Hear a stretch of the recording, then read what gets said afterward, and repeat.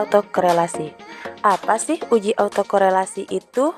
Uji autokorelasi adalah sebuah metode statistik yang digunakan untuk mendeteksi korelasi antara variabel yang ada di dalam model prediksi dengan perubahan waktu. Uji autokorelasi bertujuan untuk mengetahui apakah dalam suatu model regresi linear terdapat korelasi antara kesalahan pengganggu pada periode T dengan kesalahan pada periode T-1. Dengan kata lain, autokorelasi merupakan kondisi di mana komponen variabel random error berkorelasi berdasarkan urutan waktu pada data time series atau urutan ruang pada data cross section. Autokorelasi dibagi menjadi dua, yaitu autokorelasi positif dan autokorelasi negatif. Autokorelasi positif adalah autokorelasi di mana error yang selalu diikuti oleh error yang sama tandanya. Misalnya ketika suatu periode sebelumnya positif, maka error berikutnya akan positif. Sebaliknya, autokorelasi negatif menyebabkan error akan diikuti oleh error yang berbeda tanda. Misalnya ketika error positif, maka akan diikuti oleh error negatif pada periode selanjutnya. Penyebab dan dampak adanya autokorelasi.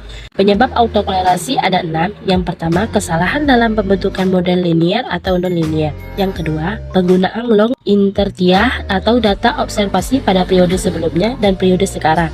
Kemungkinan besar akan saling ketergantungan interdependent. Yang ketiga, fenomena cobweb, munculnya fenomena sarang laba-laba, terutama terjadi pada penawaran komoditi sektor pertanian. Misalnya, panen komoditi permulaan tahun dipengaruhi oleh harga yang terjadi pada tahun sebelumnya, tidak lagi bersifat acak atau random, tetapi mengikuti suatu pola, yaitu sarang laba-laba. Yang keempat, tidak memasukkan variabel yang penting.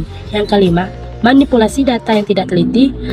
Dan keenam, menggunakan data yang tidak empiris atau data tidak berdasarkan observasi.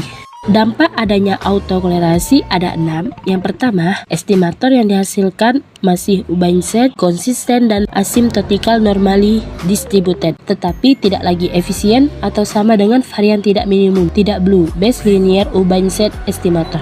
Yang kedua, estimasi standar error dan varian koefisien regresi yang didapat akan underestimate.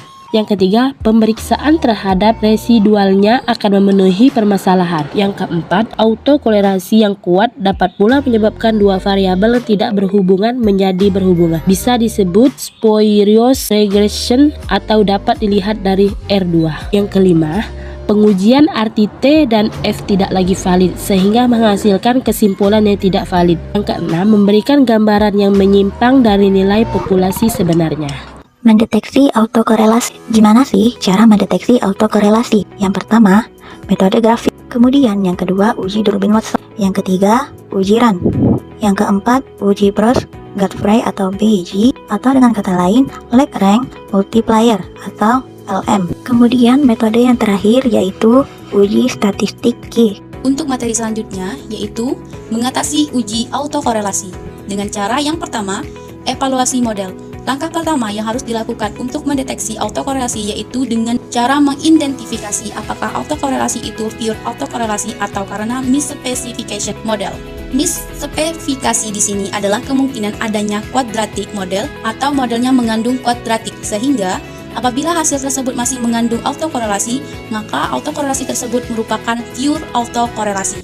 Cara yang kedua yaitu dengan generalist least square atau GLS. Setelah kita mengetahui ternyata pure autokorelasi, maka langkah selanjutnya yaitu salah satunya dengan melakukan transformasi. Transformasi ini dilakukan dengan mengurangi nilai variabel bebas dan terikat pada waktu ke T dengan waktu ke T-1 dengan cara sebagai berikut. Jika autokorelasi di dalam residual tinggi, P sama dengan 1, maka kita akan persamaan regresi tanpa intercept. Sedangkan jika P sama dengan 0, maka model regresi yang akan didapat adalah regresi dengan pembeda pertama. GLS ini bisa digunakan jika nilai roh didapatkan. Kesalahannya, roh didapatkan dari nilai populasi yang sulit diperoleh, sehingga perlu dilakukan roh berdasarkan data sampel dengan cara yang pertama yaitu first difference method, pembeda pertama. Metode ini dapat digunakan jika statis Durbin-Watson lebih kecil dibandingkan koefisien determinasi,